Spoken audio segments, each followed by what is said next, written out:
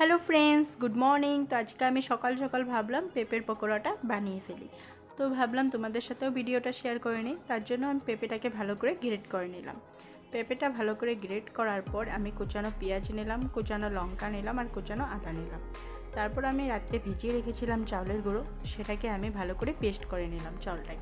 চালটাকে ভালো করে পেস্ট করলাম, 4-5টা লঙ্কা দিয়ে সাথে ভালো করে গ্রাইন্ডারে পেস্ট করে নিলাম।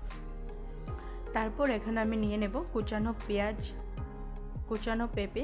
তো পেঁপেটাকে আমি গ্রেট করেছিলাম সেটাকে নিয়ে নিলাম। এখন কুচানো পেঁয়াজ নেব, কুচানো কাঁচা লঙ্কা, তারপর কুচানো আদা, চাট মশলা, পরিমাণ মতো হলুদ, পরিমাণ মতো নুন দিয়ে ভালো করে মিশিয়ে নেব।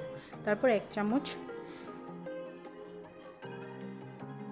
চামচ সুজি, 1 চামচ আটা দিয়ে ভালো করে মিশিয়ে নেব। এটাকে ভালো করে সফট করে মিশিয়ে নেব। যখন দেখব আমি আটাটাকে পুরো সফট হয়ে গেছে, পেঁয়াজ থেকে অল্প অল্প জল বেরিয়ে গেছে, তো ভালো করে আমি এটাকে মিশিয়ে নেব।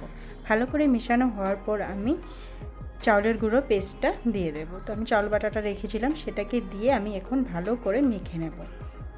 আমার ভিডিও যদি তোমাদের ভালো লাগে প্লিজ আমার চ্যানেলটাকে সাবস্ক্রাইব করো, আর আমার নতুন নতুন ভিডিও পাওয়ার জন্য বেল আইকনটা ক্লিক করে দিও, আর আমার আজকের ভিডিওটা একটা লাইক করে দিও। আরও তোমাদের নতুন নতুন ভিডিও দেওয়ার জন্য আমাকে উৎসাহ দাও প্লিজ। তো আমি এখানে অল্প বিস্কুটের গুঁড়ো দিয়ে আবারও ভালো করে মিশিয়ে নেব। মিশিয়ে আমি এটাকে 5 মিনিট মতো ঢাকনা লাগিয়ে রাখবো।